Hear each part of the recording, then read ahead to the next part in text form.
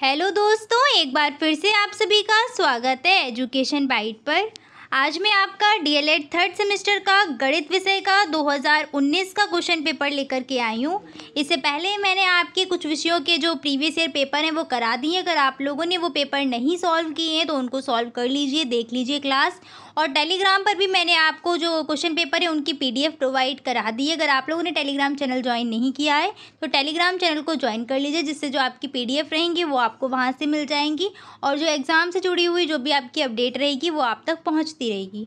शुरू करते हैं। आपका आज का पहला प्रश्न, a की घात 7 मल्टीप्लाई करना है इसमें a की घात -9 का। तो क्या है, a की घात 7 गुणा करना है a की घात -9 का। इसका मान क्या होगा? हम सभी जानते हैं गुणा में क्या होता है, घातें जुड़ जाती हैं। तो घातें जोड़ दो, यहाँ पर क्या हो जाएगा, a की घात 7 प्लस अंदर ब्रैकेट के अंदर माइनस का 9। हम देख पा रहे हैं जैसे ही ब्रैकेट से 9 बाहर आएगा तो ये किसका हो जाएगा, माइनस का, यानी कि 7 माइनस का 9 और a की घात हो जाएगी -2, यानी कि आंसर आ जाएगा हमारा सा ऑप्शन a की घात -2। कोई परेशानी नहीं होनी है, हो जाएगा आराम से।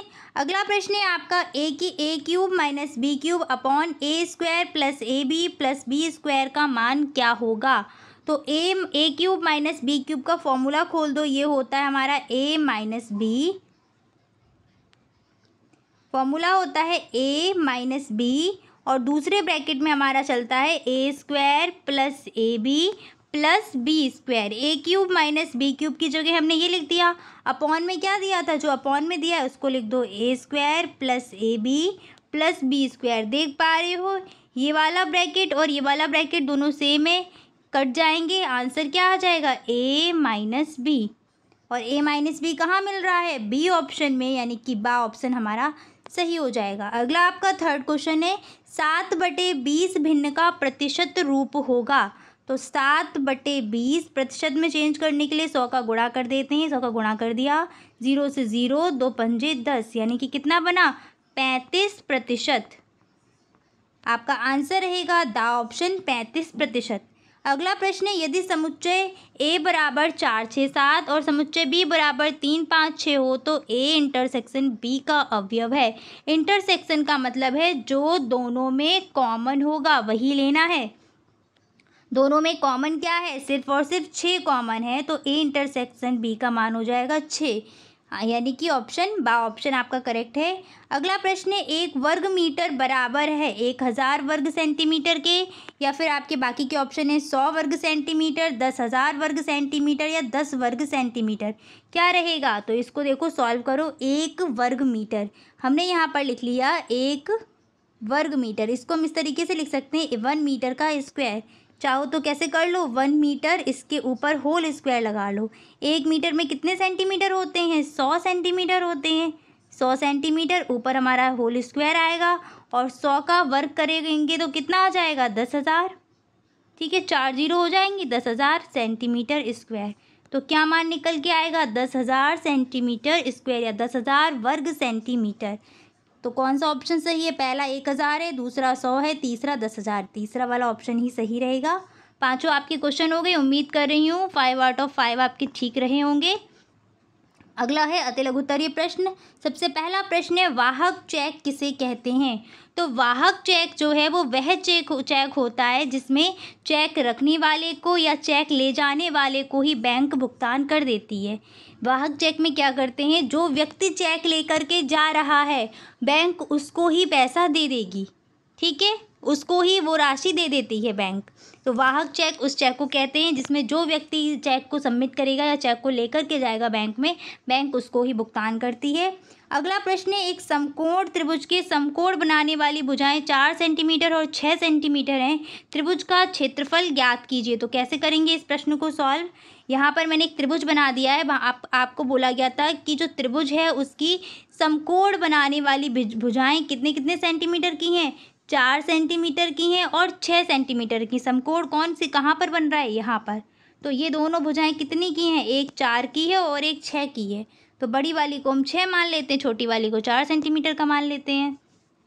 त्रिभुज का क्षेत्रफल का सूत्र क्या होता है? जब ये जो है ये वाली भुजा, इसको आधार बोलते हैं और ऊपर वाली को ऊंचाई, इसको लंब और आधार के नाम से भी जानते हैं। तो जब लंब और आधार दिया गया हो तब हम सूत्र लगाते हैं त्रिभुज का क्षेत्रफल बराबर 1/2 आधार गुणा ऊंचाई। यही सूत्र लगा दो और मान रख दो। तो मान रखेंगे, क्या आएगा आपका 1/2, आधार कितना है 4 और ऊंचाई कितनी है 6। 2 से डिवाइड कर दो, 2 दूनी 4 और 6 दूनी कितना हो गया 12 सेंटीमीटर। सेंटीमीटर में ही दिया था तो 12 सेंटीमीटर आंसर निकल करके आ जाएगा। अगला प्रश्न है 9x 12 और 16 समानुपात में है, x का मान ज्ञात कीजिए। तो यहाँ पर मैंने नोट कर दिया है 9x 12 और 16 समानुपात में है, तो x का मान कैसे निकलेगा 9:x समानुपात 12 फिर अनुपात 16, ये बन गया। आपको बताया था अंतः पदों का गुणनफल बराबर होता है बाह्य पदों के गुणनफल के। तो यहाँ पर कर दीजिए x गुणा 12 बराबर हो जाएगा 9 गुणा 16 के। पक्षांतर करो तो x बराबर 9 गुणा 16/12। 4 से काट दो, 4 तियाँ 12, 4 चौके 16। अब 3 से कट सकता है, 3 तिरका 9 और यहाँ पर मल्टीप्लाई करोगे तो x बराबर निकल के आ जाएगा 4 तियाँ 12। आ गया सभी का आंसर। चलिए आगे बढ़ते हैं। जो भी आंसर आए एग्जाम में कोशिश करना कि उनको बॉक्स में बंद कर दो या हाईलाइट कर दो, ब्लैक पेन से लिख दो लास्ट में। नेक्स्ट क्वेश्चन है आपका x² + 3x - 10 का गुणनखंड ज्ञात कीजिए। तो गुणनखंड ज्ञात करने के लिए मैंने आपको ट्रिक बताई थी। मैं कोशिश करूँगी अगर मुझे टाइम मिला तो मैं आज आपकी सारे के सारे गुणनखंड के क्वेश्चंस करा दूँगी। तो देखो यहाँ पर हमें क्या चाहिए, एक ऐसी संख्या चाहिए जिसका गुणा करने पर 10 मिले और घटाने पर 3 मिले। तो कौन सी है वो संख्या, 5 दूनी 10। 5 और 2 का गुणा करते हैं तो 10 आता है, 5 में से 2 घटाते हैं तो कितना आ जाता है 3 आ जाता है। तो इस 3 को हम किस में कन्वर्ट कर देंगे 5 - 2 में। तो 5 - 2 x - 10, x² प्लस हो जाएगा 5x, यहाँ पर हो जाएगा -2x -10। एक चीज़ ध्यान रखना, यहाँ पे इक्वल लगाते हुए चलो, इक्वल x कॉमन ले लिया, यहाँ पर क्या आ जाएगा x + 5। इन दोनों पदों में क्या आ रहा है हमारा -2 कॉमन आ रहा है, अंदर क्या बचेगा x + 5। अब देख पा रहे हैं 2 पद बने हुए, एक पद ये और एक पद ये, इन दोनों पदों में ब्रैकेट कॉमन आ रहा है तो हमने ब्रैकेट कॉमन ले लिया x + 5 और क्या बचेगा x - 2। तो गुणनखंड हो गए हमारे x + 5 और दूसरे ब्रैकेट में x - 2। आगे बढ़ते हैं। आपका अगला प्रश्न क्या है, 6 मीटर लंबाई 2.5 मीटर ऊंचाई एवं 15 सेंटीमीटर मोटाई वाली एक दीवार का आयतन ज्ञात कीजिए। 6 सेंटीमीटर लंबाई है, 2.5 मीटर ऊंचाई और 15 मीटर मोटाई है। तो इसका आयतन कैसे निकलेगा, हमने यहाँ पर लिख दिया दीवार की लंबाई बराबर 6 मीटर, चौड़ाई बराबर 2.5 मीटर और ऊंचाई बराबर 15 सेंटीमीटर। इस ऊंचाई को भी हम क्या करें, सेंटीमीटर से मीटर में कन्वर्ट कर ले तो हमारी ऊंचाई क्या बन जाएगी 0.15 सेंटीमीटर। चाहो तो सभी को मीटर में चेंज कर लो, कोई परेशानी नहीं होगी यहाँ पर। सॉरी, सभी को सेंटीमीटर में चेंज कर लो, मैं यहाँ पर इसको मीटर में चेंज कर देती हूँ। तो ये बन जाएगा 0.15 मीटर। सूत्र पता ही है, घनाभ के आयतन का सूत्र होता है LBH। L का मान कितना दिया है 6, B का मान दिया है 2.5 और H का मान दिया है 0.15। दशमलव हटाते जाओ, नीचे 0 बढ़ाते जाओ, एक 0 आ जाएगा, मल्टीप्लाई, यहाँ पर 2 अंक बाद दशमलव है तो नीचे कितने 2 0 आ जाएंगे।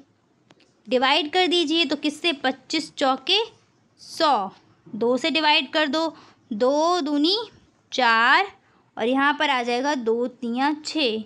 ये फिर से डिवाइड हो रहा है, किससे हो रहा है 5 से हो रहा है, तो ये हो जाएगा 5 दूनी 10 और 5 तियाँ 15। तो आपका कितना आ जाएगा 3 तिरका 9 और 2 दूनी 4।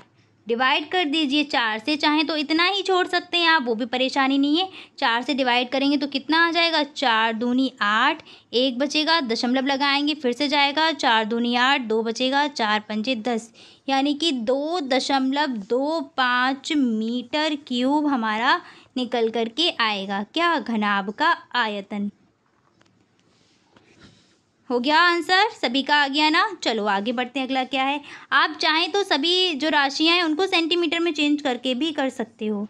नेक्स्ट है 9 सही 4/5 में किस संख्या से गुणा करें कि गुणनफल 42 हो जाए।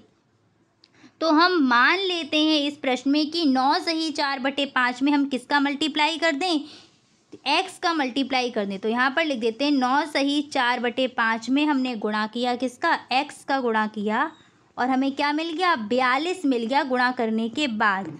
अब यहाँ पर इसको भिन्न को आप इम्प्रॉपर फ्रैक्शन जो दिए, सॉरी मिक्स्ड फ्रैक्शन दिए, इसको इम्प्रॉपर में कन्वर्ट करो तो 5 निम 45 और 4 कितने हो जाएंगे, 49, यानी कि 49/5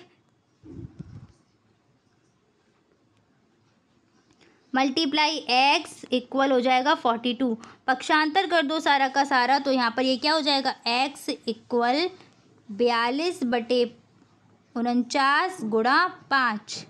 7 से डिवाइड हो रहा है, 7 सत्ते 49 और 7 छिंग 42। तो यहाँ मल्टीप्लाई करके x बराबर आ जाएगा 6 पंजे 30/7। एक तो आपका उत्तर ये हो जाएगा, और आप चाहें तो इसको फ्रैक्शन में बदल दो तो आपका क्या निकल के आ जाएगा, 7 7 चौक 28, 2 बचेगा 2/7, यानी कि 7 सही, सॉरी 4 सही 2/7 आंसर निकल करके आ जाएगा। मल्टीप्लाई करके चेक कर सकते हो, आपको 42 मिल जाएगा। तो आपका आंसर क्या हो गया, 4 सही 2/7। आगे बढ़ते हैं, अगला प्रश्न क्या है। 1000 रुपये का 10% वार्षिक ब्याज की दर से 2 वर्ष का चक्रवृद्धि ब्याज ज्ञात कीजिए। चलिए सॉल्व करते हैं। कितने रुपए थे हमारे पास, सबसे पहले चक्रवृद्धि मिश्रधन हमें ज्ञात क्या करना है वो हम लिख लेते हैं। हमें निकालना है इस प्रश्न में CI, क्या निकालना है, CI निकालना है। सूत्र हमें किसका पता है, मिश्रधन का। मिश्रधन का सूत्र क्या होता है, A बराबर P ब्रैकेट में 1 + R/100 और होल पावर लगती है T की। कितने रुपए थे, 1000 रुपये थे। 1000 रुपये का 10% था, तो 10 R की जगह 10 हो गया। कितने वर्ष का चाहिए था, 2 वर्ष का, तो घात लग जाएगी 2, 0 से 0 कट गए, यहाँ पर हो जाएगा 1000। 10 एकम 10 और 1 11, यानी कि 11/10 का होल स्क्वायर। यहाँ पर करेंगे सॉल्व तो कितना हो जाएगा, 1000 गुणा 11 का वर्ग 121 और 100 का वर्ग कितना होता है 100। 2 0 से 2 0 कट गई और कितना आ गया आपका, कितना निकल के आ गया, 1210, यानी कि 1210 रुपये हमारा A निकल के आ गया। क्या, मिश्रधन निकल करके आ गया। पर हमें क्वेश्चन में निकालना क्या था, प्रश्न में हमसे बोला गया था CI निकालो। तो CI बराबर होता है A - P। A का मान कितना निकल के आया है, 1210, तो हमने A का मान रख दिया 1210, माइनस P था हमारे पास कितना, 1000, माइनस किया कितना आ गया, 210 रुपये। यही क्या हो गया, हमारा CI हो गया, 210 रुपये CI निकल करके आएगा। क्लियर। चलो आगे बढ़ते हैं। आपका अगला प्रश्न क्या है। एक ठोस घनाभ की लंबाई, चौड़ाई और ऊंचाई में अनुपात 4:5:6 है। उसका आयतन 960 घन सेंटीमीटर हो तो घनाभ की माप यानी कि लंबाई, चौड़ाई और ऊंचाई ज्ञात कीजिए। तो घनाभ जो है उसकी लंबाई, चौड़ाई, ऊंचाई में अनुपात कितना दिया है, 4:5:L B H हमने लिख लिया, कितना है 4, 5 और 6। तो यहाँ से हम आसानी से LBH निकाल सकते हैं। हमारी L निकल के आ जाएगी 4x। कोई भी एक आप चर राशि ले लो x, y, z और उसी के रेशियो में हम बना लेते हैं। B निकल के आ जाएगा हमारा 5x और H का मान आ जाएगा यहाँ से 6x। हमें घनाभ के आयतन का सूत्र पता है। घनाभ का आयतन बराबर क्या होता है, पहले तो हम लिख लेते हैं आयतन दिया कितना है। तो आयतन प्रश्न में दिया था 960 सेंटीमीटर क्यूब। ठीक है। घनाभ के आयतन का सूत्र क्या होता है, तो घनाभ के आयतन का सूत्र होता है हमारा LBH, यानी कि L × B × H equal 960। LBH का मान कितना है, 4x multiply 5x multiply 6x equal 960। Multiply कर दो, 6 पंजे 30 और 30 का 4 में करेंगे तो आ जाएगा 120। एक्स का एक्स में करते हैं तो एक्स स्क्वायर हो जाएगा और यहाँ पर 3x दिए हैं तो सीधी सी बात है क्या बन जाएगा, एक्स क्यूब बन जाएगा बराबर 960। पक्षांतर कर दिया हमने तो यहाँ से एक्स क्यूब बराबर आ जाएगा 960 बटे 120, 0 से 0 चली जाएगी और 12 अट्ठे 96, यानी कि यहाँ से एक्स क्यूब बराबर प्राप्त हो गया 8। और यहाँ से आप जानते हैं 8 किसका क्यूब है, 2 का है, तो एक्स क्यूब बराबर 2 का क्यूब। तुलना करोगे तो एक्स बराबर निकल के आ गया 2। ठीक है, हमसे क्या पूछी थी, लंबाई चौड़ाई ऊंचाई। हमारी लंबाई चौड़ाई ऊंचाई क्या थी, 4x 5x और 6x। अब हमें करना क्या है, हम x का मान रख दें। x का मान हमारा कितना निकल कर के आया था, 2 निकल के आया, तो हमारी यहाँ से इस हिसाब से l कितनी बन जाएगी, 4 दूनी 8 सेंटीमीटर। b कितनी बन जाएगी, 5 दूनी 10 सेंटीमीटर। और h का मान कितना आ जाएगा, 6 दूनी 12 सेंटीमीटर। समझ में आ गई सभी को बात, आंसर आ गया सभी का, 8 10 12 आंसर निकल कर के आएगा। बॉक्स में बंद कर देना जब इस क्वेश्चन को सॉल्व कर लें आप एग्जाम में तब। आगे बढ़ते हैं, आपका अगला प्रश्न क्या है, x square minus 1 minus 2y minus y square के गुणनखंड कीजिए। चलिए सॉल्व करते हैं इसको। प्रश्न मैंने यहाँ पर लिख दिया है, x square minus 1 minus 2y minus y square के हमें गुणनखंड करने थे। तो यहाँ पर सबसे पहले हमें क्या समझ में आ रहा है कि ये जो दिख रहा है ना, अगर हम इसमें से माइनस चिन्ह कॉमन ले लें तो ये y प्लस 1 का होल स्क्वायर बन रहा है। तो सबसे पहले हम काम यही करते हैं कि हम इसमें से क्या करें, कॉमन ले लेते हैं y को, या फिर ऐसे समझ में नहीं आ रहा तो अरेंज करो इसको, पहले वाई स्क्वायर फिर माइनस 2y फिर माइनस का 1। तो हम सबसे पहले लिखेंगे माइनस का वाई स्क्वायर माइनस का 2y और सबसे लास्ट में माइनस का 1। अब ये जो पूरा पद दिख रहा है, इस पूरे पद में से क्या ले लो, माइनस कॉमन ले लो, तो आपका क्या बन जाएगा, एक्स स्क्वायर माइनस कॉमन आएगा, ये हो जाएगा प्लस का वाई स्क्वायर प्लस का 2y और प्लस का 1।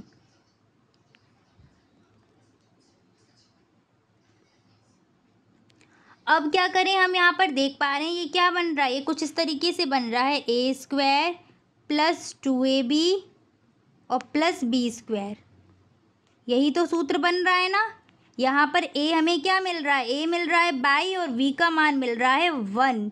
तो इस हिसाब से इस पूरे की जगह हम क्या कर सकते हैं, y प्लस 1 का होल स्क्वायर। तो कर लो यहाँ पर x square minus y plus 1 का होल स्क्वायर। अब आप देख पा रहे हैं यहाँ पर देखो एक क्या बन गया, ये ए स्क्वायर और ये पूरा क्या काम कर रहा है, बी स्क्वायर, यानी कि सूत्र लग रहा है ए स्क्वायर माइनस बी स्क्वायर। और इसका फॉर्मूला क्या होता है, एक ब्रैकेट में ए प्लस बी और दूसरे ब्रैकेट में ए माइनस बी।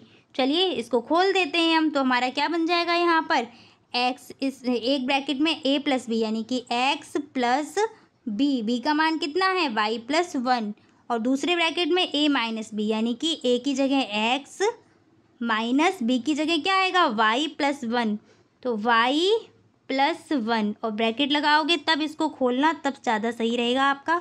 तो यहाँ पर जो गुणनखंड निकल के आएंगे वो हो जाएंगे x प्लस वाई प्लस 1 और दूसरे ब्रैकेट में आ जाएगा x, अंदर माइनस का मल्टीप्लाई करो, x y माइनस का और 1 भी माइनस का, तो आपका बन जाएगा x माइनस वाई माइनस का 1। निकल आया आंसर सभी का। उम्मीद कर रही हूँ सभी का आ गया होगा, समझ में भी सभी को आ गया होगा आसानी से। चलिए आगे बढ़ते हैं, आपका अगला प्रश्न क्या है, एक वृत्त में एक 10 सेंटीमीटर लंबी जीवा खींची गई जिसकी केंद्र से दूरी 12 सेंटीमीटर है, वृत्त की त्रिज्या ज्ञात कीजिए। देखिए मैंने एक चीज़ आप लोगों की बहुत देखी है कि आप लोग ना क्लास को शेयर करते हैं ना ही लाइक करते हैं। क्या बात है, चीज़ें समझ में नहीं आती हैं तो प्लीज़ मुझे बताया करिए कि ये मेथड समझ में नहीं आ रहा है मैम, तो मैं हो सकता है शायद उसको इजी करने का प्रयास करूं।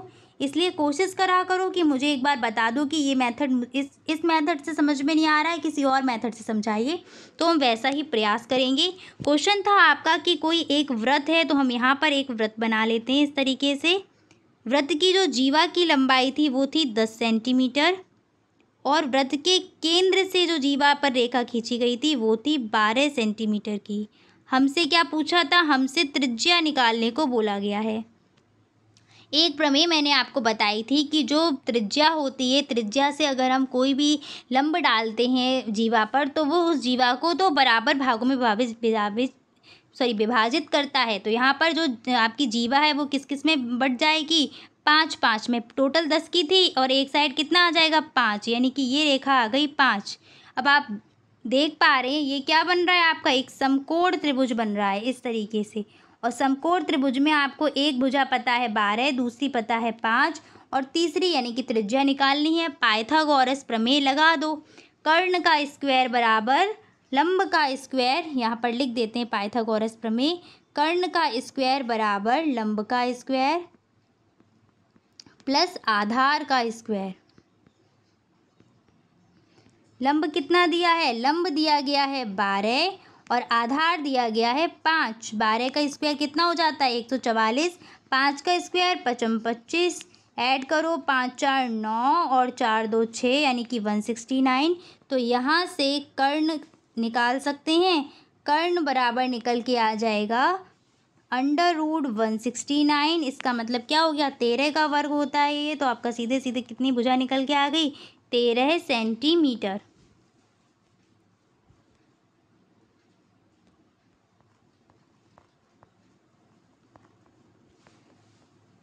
निकल आया सभी का आंसर। चलिए फिर आगे बढ़ते हैं अगले प्रश्न की तरफ। अगला प्रश्न क्या है हमारा, सम संख्या 1 से 20 तक की सम संख्याओं का समांतर माध्य हमें ज्ञात करना है। चलिए फटाफट से इसको कर लेते हैं। 1 से 20 तक की समान संख्याओं का, तो 1 से 20 तक में कितनी सम संख्याएं आएंगी, 10 आती हैं।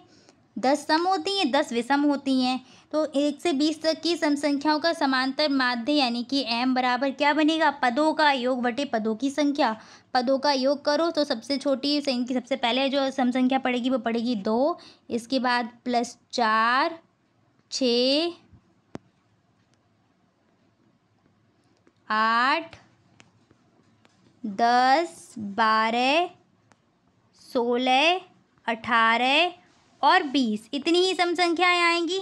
इनकी संख्या कितनी होगी, तो 1 2 3 4 5 6 7 8 9। क्या गड़बड़ हो गया, कुछ 14 रह गई इसमें। एक सेकेंड, दोबारा से करते हैं इरेज करके इसको। सबसे पहले हम संख्याएं लिख देते हैं तो आपको क्लियर रहेगा। 1 से लेके 20 तक में सम संख्याएं आ कौन कौन सी रही हैं, तो आ रही हैं 2 4 6 8 10 12 13 आएगी नहीं, फिर 14 15 आती नहीं है, 16 आएगी, फिर 17 छोड़ के 18 19 छोड़ के 20, टोटल आ रही है 10। समांतर माध्य का सूत्र होता है m बराबर पदों का योग बटे पदों की संख्या। पदों का योग कर दो, 2 + 4 + 6 + 8 + 10 + 12 14 16 18 और 20 बटे कितना हो जाएगा, 10 पद हैं तो बटे हो जाएंगे 10। आधे आधे होते हैं, 10 होते हैं आपके सम और 10 होते हैं विषम। ऐड कर दो, 8 2 10 6 4 10 20 हो जाएंगे और 20 और 6 4 10 फिर से, तो आपके 30 और फिर 8 2 10 40। 40 की 0 हासिल हो जाएगी 4 1 5 6 7 8 9 10 11 यानी कि 110 बटे 10 आ जाएगा। और डिवाइड करेंगे तो कितना आ जाएगा, 11। कितना समांतर माध्य निकल करके आया यहाँ से, 11। आ गया सभी का आंसर, उम्मीद कर रही हूँ सभी का आ गया होगा। आगे बढ़ते हैं, आपका अगला प्रश्न क्या है, निम्नलिखित घातांकीय रूप को लघुगणक रूप में प्रदर्शित करें।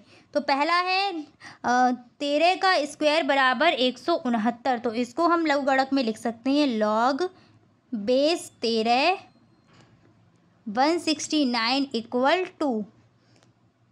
अगला क्या है, 10 की घात -3 बराबर 1/10 की घात 3। तो देखो जो इक्वल के इधर है ये कहाँ आ जाता है, यहाँ पर, और जिस पर घात लगी होती है वो बन जाता है हमारा बेस। तो यहाँ पर क्या हो जाएगा, लॉग घात किस पर लगी है, 10 पर, तो लॉग बेस 10 हो जाएगा। इक्वल के इधर क्या है, 1/10, तो यहाँ पर आ जाएगा 1/10 की घात 3 बराबर, और जो घात चढ़ी होती है वो इक्वल के इधर माइनस जो भी होगी वो आ जाएगी -3। तो इसका आपका जो आपका रहेगा लघुगणकीय रूप ये रहेगा log बेस 10 1/10 का क्यूब इक्वल -3। ठीक है।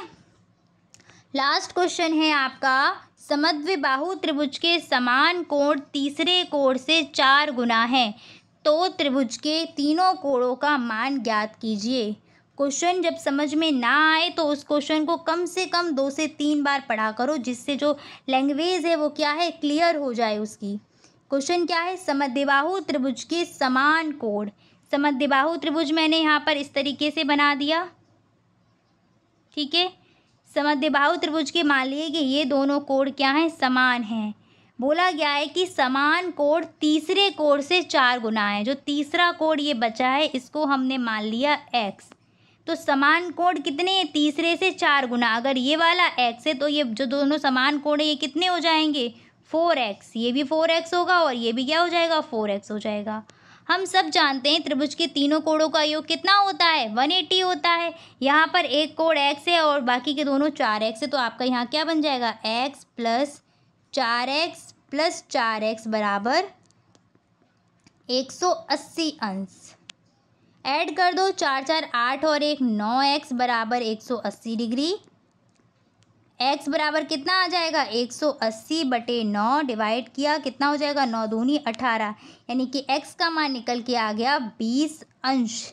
यहाँ पर हमसे त्रिभुज के तीनों कोणों के मान पूछे थे, तो पहला कोण आपका x ही था, तो पहले कोण का मान कितना हो जाएगा, 20 हो जाएगा। एक कोण हो गया 20 और दूसरा कोण कितना हो जाएगा, 4x था, तो 4 दूनी 8 यानी कि 80, और तीसरा वाला भी क्या रहेगा, 80। तीनों को ऐड कर लो, 180 आ रहा है या नहीं, 8 8 16 और 2 18, योग भी 180 आ रहा है। तो आंसर हो गया, एक कोण है 20 अंश का, बाकी के दोनों हैं 80 80 अंश के, ठीक है।